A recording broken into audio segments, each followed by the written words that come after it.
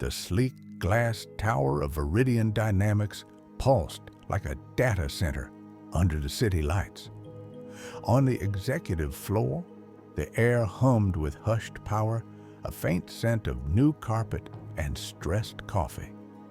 Inside the summit boardroom, a multi-million-dollar presentation between the firm's leadership and Director Alastair Thorne, a formidable tech investor, was crashing. Mr. Davison, head of the project team, tugged at his tie for the 10th time. Before we continue, tell us where in the world you are watching from. Drop it in the comments below. And if you enjoy this story, don't forget to like the video and subscribe for more powerful content like this. Mr. Reed, the senior data analyst, wiped his brow. Then it happened, the miscalculation. A projected market gain became an unavoidable loss in the quarterly forecast. The room tilted like a ship in a sudden storm. Thorne shot to his feet, his tailored suit jacket trembling faintly, gold-rimmed glasses flashing under the recessed lighting. His voice rolled out, controlled, cold, and razor-sharp. The team didn't fully grasp the technical error, only the insult in his tone. Thorne turned for the door. The deal teetered on the edge. From a corner, a black woman in a simple IT support polo had been there all along, hands on a rolling chair like a balancing staff. Simone Dubois, 26, hair pulled back, bare-faced, eyes calm and bright. She set the chair gently against the wall, like placing a witness. She stepped forward half a pace, bowing her head just so. In clear, flawless detail, she said, "Forgive me, sir. The model isn't projecting a loss. It indicates a temporary resource allocation that honors long-term growth." The room froze, whispering died. Thorne halted in the doorway, eyes locking onto her like a hawk. He asked, "You see the numbers?" Simone bowed again precisely. "I cross-referenced the raw data for 8 months." Mr. Davison's mouth fell open. A pen slipped from an aide's fingers. Mr. Reed pushed up his glasses as if to slap himself. For a heartbeat, the old order, where titles, skin color, and job roles decided worth, cracked. But the room's reflex to defend itself snapped back. Ms. Albright, a designer scarf at her throat, tilted her head, voice loud enough to carry, "Who let the help desk in here? Think you're part of the analytics team?" Beside her, a man with a hulking watch laughed. "Maybe she's here to clean up our data mess." Chuckles rippled out. Simone didn't turn. Her shoulders shifted by a breath, a signal enough that she'd heard. Still in a soft but clear voice, she said, "Insight is the key." The words rolled across the room like a glass bead, coming to rest at the center of the negotiation, meaning above numbers. The door slammed open. Mr. Sterling, the slick-haired, bright-eyed department manager, strode in like a small, sharp blade of authority. He grabbed Simone's sleeve, voice sharp. "What do you think you're doing? You have no right to interfere in executive meetings." Simone didn't pull away. She met his eyes and gave the smallest nod, like ending a sentence. Mr. Sterling's tone hardened. "Your IT support. You reset passwords. You don't belong in this room." The words "don't belong" hit the floor like an old verdict. A few managers bent over their phones. Thorne stood still, arms crossed, eyes still on Simone. No rush to judge. Simone left the room. The rolling chair still stood in the corner, silent witness to how job titles get used to crush talent. The server room smelled faintly of ozone and dust. Mr. Brandt, the burly IT ops manager, swung his cable like a hammer. "What? The help desk thinks she's in charge now?" Laughter burst out. A crumpled network diagram flew and slapped the floor near her feet. Simone bent, folded it neatly, set it on a cart. Her gaze didn't flinch, her voice even. Work doesn't need a title. The laughter died mid-breath. In the lobby, screens flashed corporate logos. Ms. Vance, in a sleek blazer, lifted her coffee and spoke loud enough. Was that help desk employee just now trying to be a data scientist? A loud colleague beside her hollered, "Stick to your tickets, honey." Simone paused half a beat, turned her head, eyes steady and cutting. A ticket fixes systems. What fixes arrogance?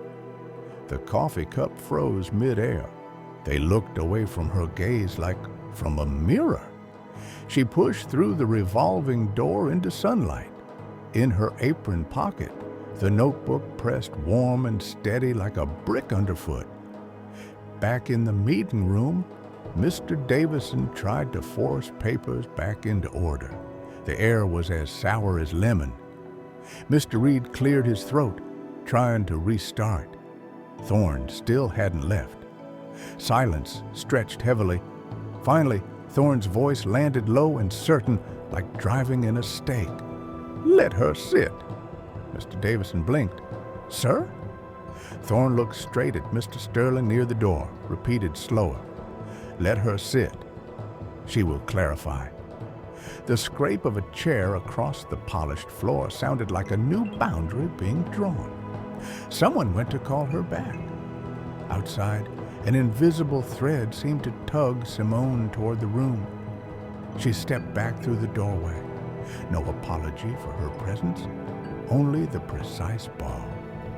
The rolling chair was still in the corner, bearing witness to a different kind of clean about to begin, one free of prejudice and pride. A chair was added to the table. The sound of the wood meeting floor felt like the signing of a new treaty, a treaty of competence. Simone sat back straight, notebook open, the corner of the page smoothed flat beneath her finger. Mr. Reed restated the terms. Simone clarified cleanly, precisely, with nuance. Projected market gain as a risk-adjusted growth mechanism, respectful partner as a code of conduct that preserved both sides' objectives. The room's breathing began to even out. Thorne listened, giving the faintest nod when Simone preserved the digital ecosystem metaphor he just used, that a system stands firm when its core code is stable.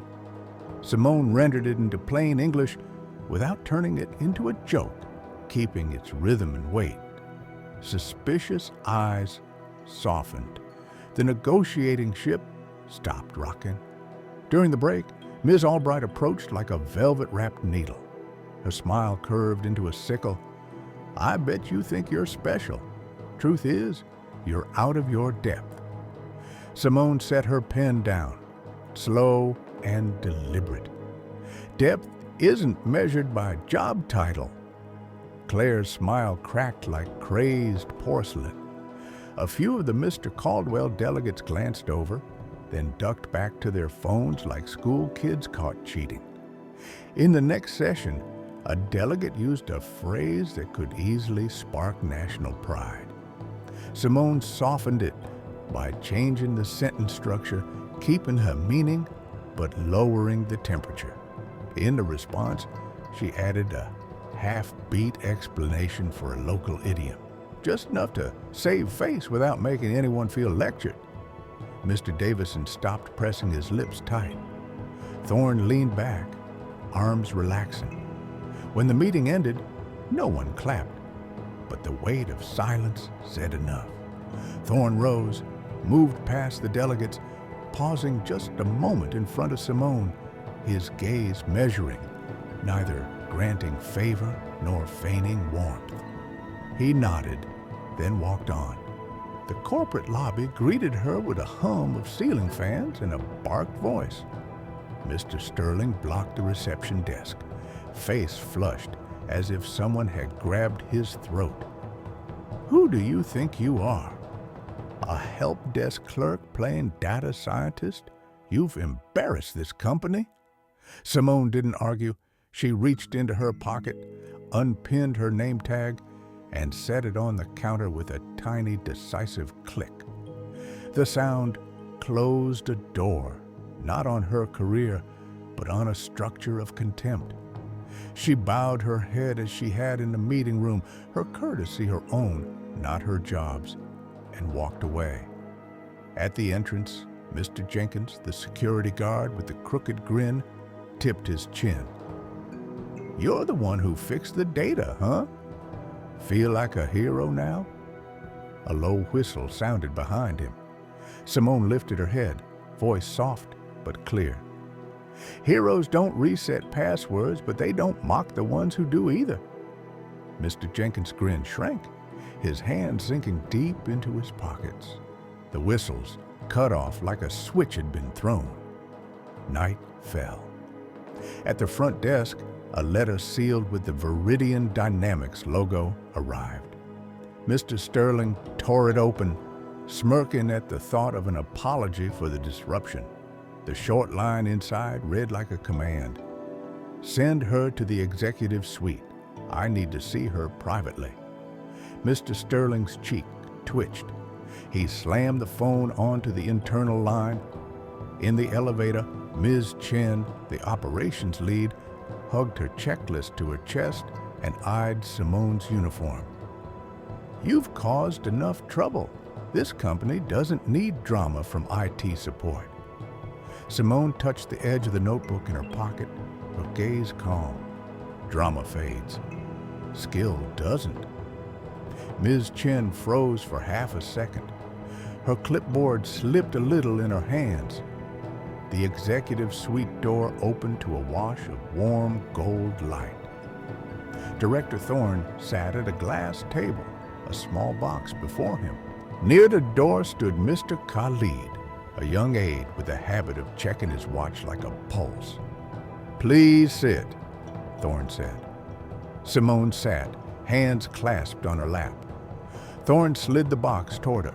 Inside was an envelope sealed with the Viridian Dynamics logo. She opened it, hands steady but sure, to find an invitation to join the Data Advisory Council at the upcoming Tech Summit. Thorne looked directly at her, his voice deep and precise, as though weighing each word. "You don't just analyze. You understand intent, something many advisors lack even after 10 years. From the corner, Mr. Khalid gave a half smile. "Don't get cocky. You just hit the jackpot. You're still just help." Simone closed the envelope, lifted her gaze, sharp as a needle, but without malice. "Help builds empires. What have you built?" Mr. Khalid froze, fingers still at the edge of his watch. Simone bowed to Thorne, a light dip like a final signature, then rose. The executive suite door closed behind her, thick carpet swallowing the sound. In the elevator down, she tucked the invitation between the notebook's pages, not to flaunt, but to place it exactly where it belonged, among her notes on data architecture, predictive algorithms, and how to save a room's dignity. In the lobby, Ms. Delana, the bun-haired receptionist, looked up just in time to see Simone pass. Ms. Delana wanted to say, "I saw you work extra shifts all month without complaint." But silence was a survival skill in places where petty power could cost you your job. Simone smiled at her, a smile that asked for no validation. Outside, the city night was a sheet of glass reflecting everything but true weight. Simone drew a deep breath, hand resting on her notebook's cover. On the first page, she wrote in pencil a line for the morning. "Where there is data, there is value."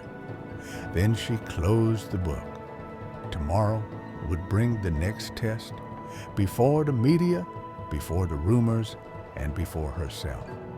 But tonight, her silence already carried weight, because it was built on respect, precision, and the unshakable dignity of a black woman who had just stepped through a door others thought she didn't belong in.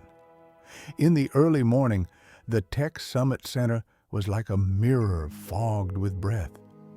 Simone Dubois walked into the conference center in an unbranded black dress, hair tied low, flats made for a long day. The crowd shifted like a tide. Microphones stood tall like a forest of masts. She wore the guest badge of the Data Advisory Council, a thin card that carried a different kind of weight, the weight of responsibility. As she set her notebook down, Miss Davis, a reporter with red lips and eyes sharp as a blade, approached. "You're the lucky help desk employee." Ms. Davis smiled, asking as if she'd already drafted the headline, "Help Desk Got Lucky." "How did you conquer your way here?" In public, the word conquer glittered with mockery. Simone didn't flinch. She rested her palm on the notebook cover, steadying her breath. "Grace doesn't analyze numbers. Work does." Ms. Davis's smile faltered for a beat. Cameras around them lowered by half an inch. A few people scribbled quickly. Work, not charm. The analyst prep room was as tight as an engine bay. White lights shone down on confident faces, sharp ties, strong cologne. A man in a gray suit, Mr. Harrison, leaned back and let out, "I hear you cut the line." From IT support to this table, a golden ticket. Then laughter spread. Simone didn't respond. She opened her notes on data visualization and predictive modeling.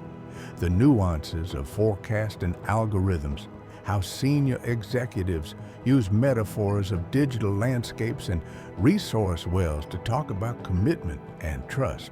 She underlined the tricky terms, off-take agreement, capacity allocation, backstop instrument, and jotted phrasing that would preserve dignity while softening obligation clauses.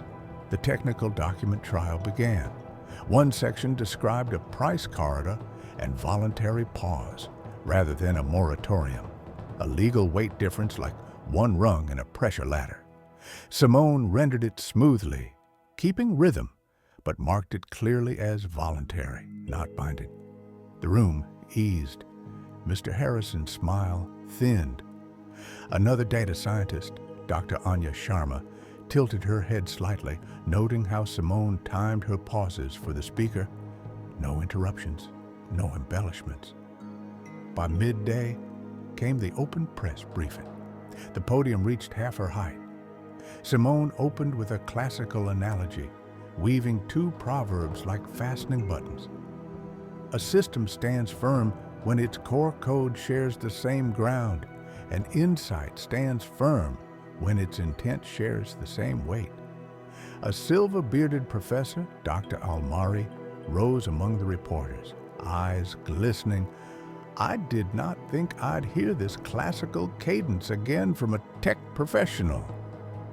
The applause was full and round. That afternoon's headline shifted from help desk to data insight expert. Still, other fires burned from afar. In the corporate building, Ms. Perez at the reception desk joked on break. "She's not that smart, must have caught the director's eye." A tabloid flicked up a piece, a wink that changed her life at a tech firm. Simone's phone buzzed nonstop. Old acquaintances suddenly appeared. "Wow, just luck. Look, the internet's talking about you." Simone switched off notifications, deleted 3 apps. She chose her audience again: text, people, and respect. That evening, on a short flight back to the main office to retrieve a forgotten file, a young boy chattered across the aisle. Simone leaned over, spoke a few lines of an advanced coding language. The boy burst into laughter, his mother's face softening as she whispered thanks. A flight attendant, Ms. Kwan, glanced at the notebook on Simone's lap and hissed under her breath, "Even on the plane, you have to study. Must feel important now." A few passengers looked up. The kind of invisible policing that hangs a mandatory humility tag on black women. Simone closed the notebook, lifted her head. Learning doesn't stop. Ms. Kwan bit her lip and turned away, her steps shortening. The next morning in the internal meeting before executive-level negotiations, a young diplomat with a dangling badge, Mr. Stone, leaned in. "I've heard about you. You're here for the photo ops, right?" Simone set her papers precisely at the table's edge. Photos fade. Data remains. Mr. Stone froze for half a second, his hand drifting to his badge as if it suddenly weighed too much. When answering a group of volunteer interns, Simone pointed to the 3 principles written on the notebook's first page. 1. Respect first, persuade later. 2. Intent outweighs numbers. Find what the presenter is avoiding. 3. Saving face is the cheapest cost for a lasting deal. By afternoon, an email from the tech secretariat confirmed Simone would serve as lead data coordination specialist for the opening day's plenary. Mr. Davison from the project team passed by with a flat, brief handshake, avoiding her eyes, but without the pasted-on smile. Director Thorne arrived a moment later, giving a small nod. At that moment, Simone understood trust didn't need performance. It lived in the nod and in the silence. The night before the session, Simone marked a few more notes. Concession, allowance, binding, non-binding, price floor is not price band. Avoid moratorium for pause. At the bottom she wrote, "Clean starts with respect." It was once meant for a help desk ticket. Tomorrow, it will be for the room. She switched off the light. The air conditioner's steady hum was like a lullaby. Outside, the city signs glittered. Inside, the notebook closed, her lightest weapon. Tomorrow, she would see how precision could turn the course of an entire project. The Tech Summit main hall was as vast as an orchestra pit. The logos of member companies arched overhead, light pouring down onto a round table polished to a mirror's sheen. Simone sat at the operational center, green mic light on, notebook open, pen laid neatly along the page's spine. Director Thorne entered, face composed. Across from him, Mr. Davison kept his folded note sheet in front of him. The opening speech began with a metaphor. The data well runs dry. The market wind rises. Translated literally, it would sound like cheap drama. Simone kept the imagery but added a half beat to frame it as changing conditions, sidestepping blame. One delegate proposed a price floor. The opposing delegate wanted a price band for flexibility. Simone aligned the terminology, emphasizing the auto-adjustment mechanism in her tone so each side could feel they'd saved face. When the term voluntary pause came up, one delegate slipped and said, "Moratorium." One word and the legal weight jumped. Simone immediately anchored it back. A voluntary pause, not legally binding, guiding everyone back on track. Thorne glanced at her, gave the faintest nod. Mr. Davison's shoulders eased. In the back row, a few highlighters changed color. During the break, a reporter thrust a mic toward her. "How does an IT help desk employee climb up here?" Dozens of phones lifted like a bank of eyes. Simone stood tall, voice calm. "I've never considered that job beneath me. Where there is data, there is value." A brief pause. Someone lowered their camera. It wasn't the headline grabber they wanted, but it laid a brick. That afternoon came the sensitive bargaining. A senior official used the word concession. Translated directly, it risked sounding like capitulation. Simone slid it to arrangement with a qualifying condition: turning a blow into a shared footing. When backstop instruments arose, she kept the technical term but added a short gloss. A risk-hedging tool, not a payout guarantee. That half-tone difference kept the room's voice from cracking. At a closing dinner, the dessert table glittered like a beach of crystal goblets. Mr. Caldwell, a senior corporate vice president, approached with a thin smile. "You did well, but don't think this is a fairy tale, and fairy tales end." Simone sat down on her plate, met his eyes. Fairy tales end. Work doesn't. Mr. Caldwell froze in a heartbeat. Conversations nearby skipped a beat, then shifted away like water settling after a stone is thrown. The next morning, Tech Weekly ran a bold headline. Director Alastair Thorne. "Simone Dubois is my senior data advisor and the reason I'm investing $2 billion in new markets." The next line read, "She understands what others miss that's worth more than money." Simone's inbox flooded. Investment funds, think tanks, universities inviting her to speak, consult, collaborate. At the corporate office, receptionist Ms. Eleanor saw the article on her small screen, touched Simone's name as if it were the confirmation she hadn't dared voice the other day. In the corporate building, Mr. Sterling was summoned to a windowless meeting room. By afternoon, someone else sat in his chair without announcement. Ms. Perez suddenly found her name trending after a guest she'd once spoken to repeated her words online. A local tech brand pulled its sponsorship. Mr. Davison received notice of losing a bid. The miscalculation incident cited in an independent review. No one mentioned Simone directly. Truth didn't need a tag. In a hallway, Mr. Khalid walked beside her, the half-smile gone. "How do you not break under all that noise?" Simone brushed her fingertips over the notebook cover. "I leave the noise outside. In here, there's only work." Mr. Khalid nodded, this time a student's nod. When the cameras were gone, Simone sat alone in a corner summarizing the session in her notebook. The borderline meanings, the words to avoid, the metaphors to keep.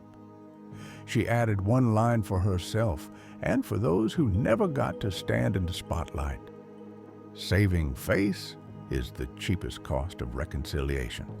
Beside it, she drew a tiny data icon, fine lines as her private mark. Once that icon represented basic IT. Today, I cleaned my arrogance. Night settled like a soft cloth. Outside the city shone, inside the silence had weight. She didn't need to throw the window open and shout. She simply turned to the next page, because no matter how big today's headline, tomorrow would bring a new text, new people, new intent to set in the right place. And that was the work. The work never ends. Tech Weekly broke the story like a lightning strike. Director Alastair Thorne.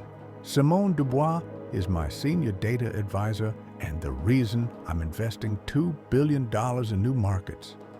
In less than an hour, Simone's inbox flooded with invitations. Grey Rock Analytics, the Global Data Institute, the Sloan School in Boston, several energy conglomerates. The subject lines varied, but the message was the same. "Can we meet you?" Simone smiled faintly, not in contempt, but because she knew the meeting was just the shell.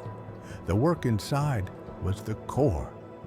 At the corporate office, Ms. Elena quietly set a teacup down at the counter, eyes on the news feed. She remembered the night Mr. Sterling growled into his phone, remembered Simone's name tag landing with a sharp clack on the wooden desk.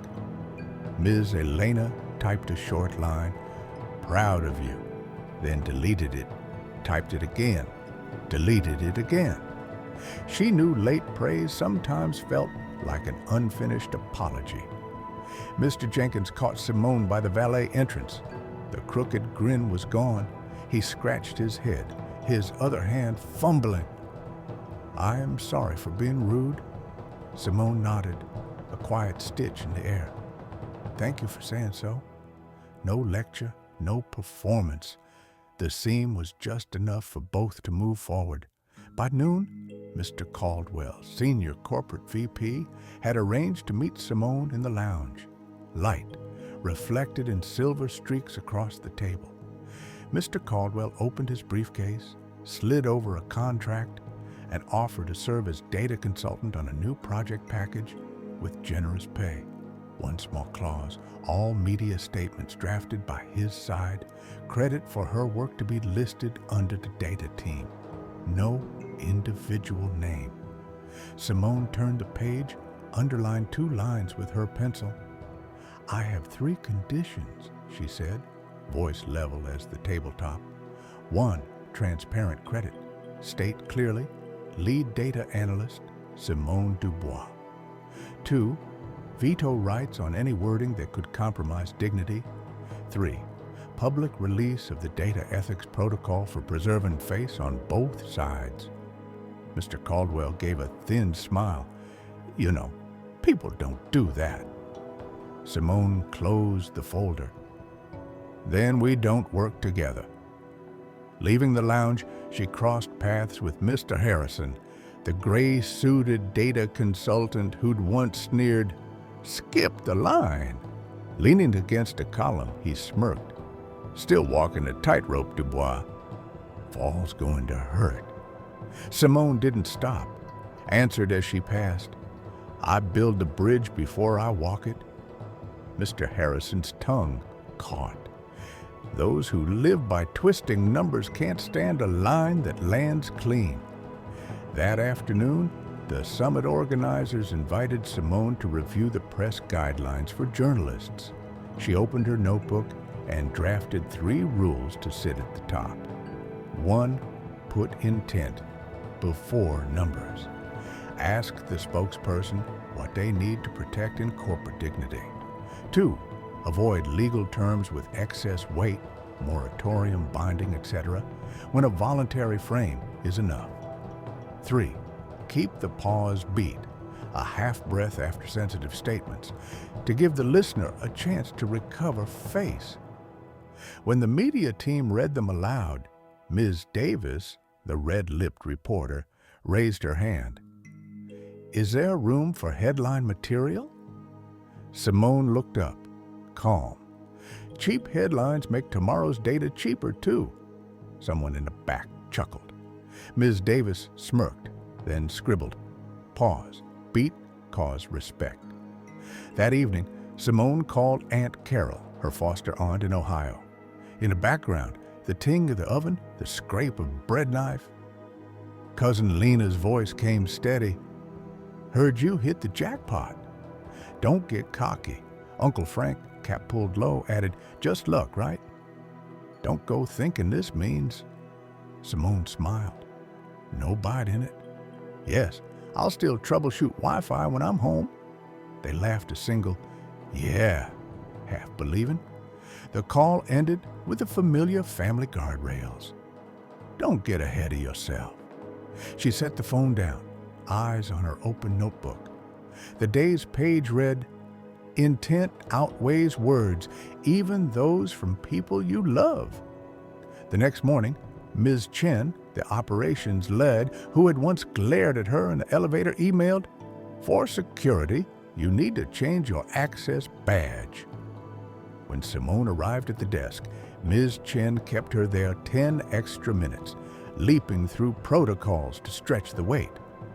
Simone stood straight, took a deep breath, and said just loud enough, "We could use this time to review the data breach evacuation plan if a miscalculation heats the room." Ms. Chen blinked. She was used to the small power of tripping people up with procedures, never having considered that expertise could redirect the thorn in her throat. At midday, Mr. Khalid brought Simone a stack of minutes. No more half smiles. His tone was earnest. Thorne wants you to check the price corridor section. If it's misanalyzed, the press will blow it up. Simone flipped quickly, pointing to the likely pitfall. Anchor corridor to trigger. Avoid anyone inferring a floor. Mr. Khalid nodded, eyes lighting like he'd just learned a life-saving trick. News flashed outside. In the U.S., a TV commentator asked, "Is this just a fairy tale spun for the media?" In the corporate building, receptionist Ms. Perez was tagged in a post quoting her snide remark. Fashion sponsors pulled out. Mr. Sterling quietly vacated his chair. Mr. Davison received a consulting firm's critique, citing his team's lack of quality control in the miscalculation incident. No one named Simone, but the field around her shifted like metal under a magnet.